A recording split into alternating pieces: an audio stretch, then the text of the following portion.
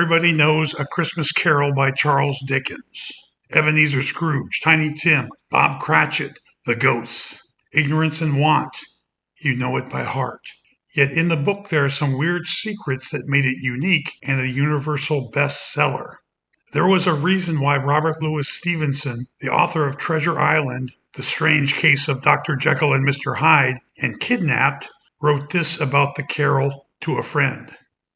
I don't know that I would recommend you to read the carol, because it is too much, perhaps. But oh, dear God, it is good, and I feel so good after it, and would do anything, yes, and shall do everything to make the world a little better. So, my friend, sit back and let me tell you some secrets about the crazy and ridiculous and wonderful A Christmas Carol by Charles Dickens, starting with The Craziness of A Christmas Carol. In the first 10 sentences of a short book about Christmas, Charles Dickens used the words undertaker, mourners, burial, coffin, deadest, and unhallowed. It doesn't end there. In those same 10 sentences, which were short sentences for Dickens, he managed to squeeze in the word dead 4 times. In the 11th sentence, there's another dead. Who gets away with that in A Christmas Tale? It's like a children's story about ducks and ponies and murder. The 12th sentence has a dead in it. The paragraph it shares has a funeral, a sad event, a dreadfully, and another mourner. What does that look like in black and yellow and white? See for yourself. Why? Why did Dickens do this? The author explains himself in the 4th full paragraph, which has another dead in it. Old Marley was as dead as a doornail. This must be distinctly understood, or nothing wonderful can come of the story I'm going to relate. Dickens is saying this. You will be dead soon. You've one short chance to be a decent human being. He is teaching us how to be moral in the same way we learned multiplication tables. Repeat that to yourself again and again and again and again. If it still doesn't take, he'll send along 4 ghosts, because nobody learns anything from just one.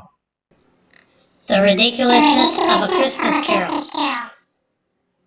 A delicious secret to A Christmas Carol is how Charles Dickens decided to tell the story. You may have noticed it in the quotation we've already used. There is no doubt that Marley was dead. This must be distinctly understood, or nothing wonderful can come of the story I'm going to relate. The narrator assumes the comfortable air of a storyteller sitting by an English fireplace with flames dancing in the background that punctuate the tale with unanticipated pops and crackles and fizzes. The narrator tells us this about Scrooge's late partner, Jacob Marley. Scrooge and he were partners for I don't know how many years.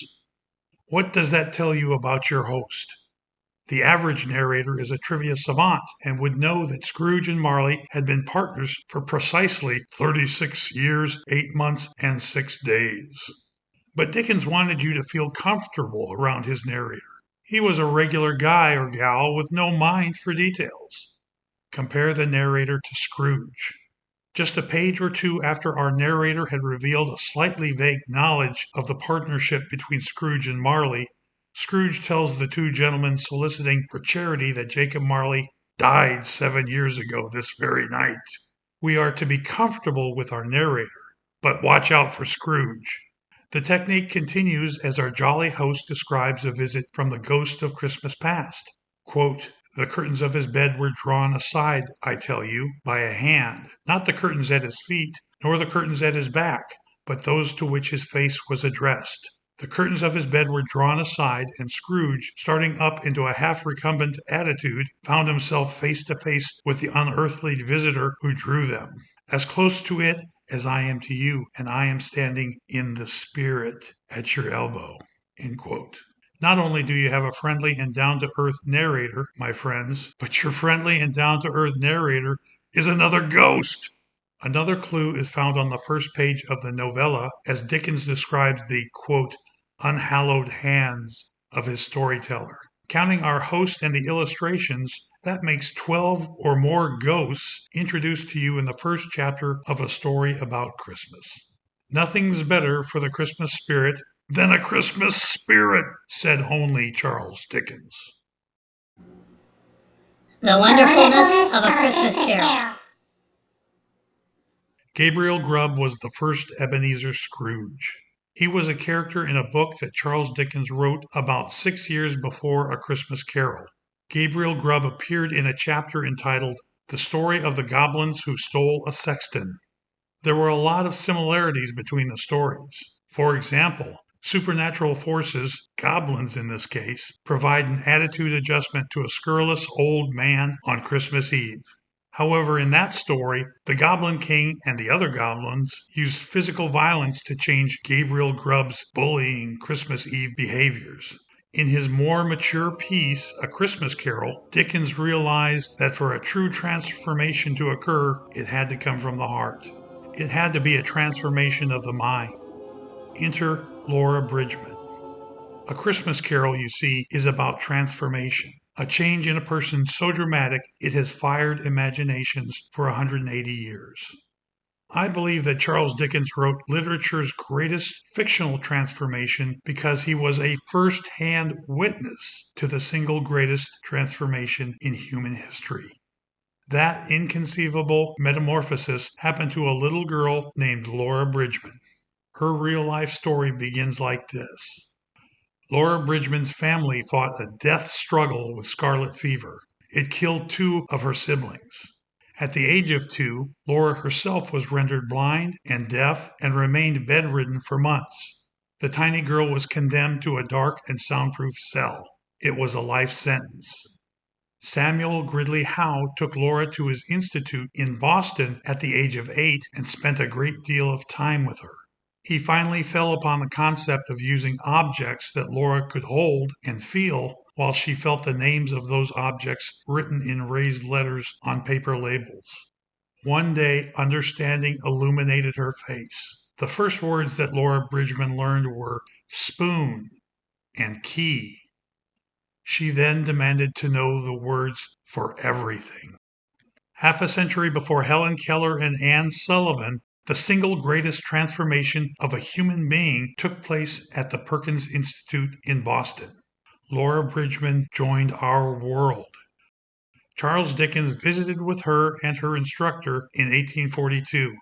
He was inspired to write, quote, that an immortal soul might be awakened, end quote.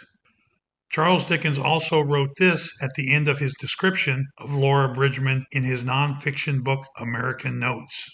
Quote, ye who have eyes and see not, and have ears and hear not, ye who are the hypocrites of sad countenances, and disfigure your faces that ye may seem unto men to fast.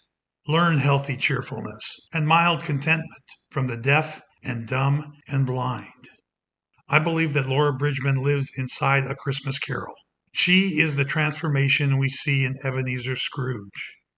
Scrooge had eyes but could not see. He had ears but could not hear. Is it a coincidence that mere months after personally witnessing the greatest actual human transformation, Charles Dickens wrote a book that bestowed upon the world its greatest fictional transformation? The conclusion. In 1843, a genius in England decided to introduce 12 or more ghosts into the first chapter of his book about Christmas. One of the ghosts was his narrator. He then created the greatest transformation in all of fiction. He was able to do that after he met Laura Bridgman.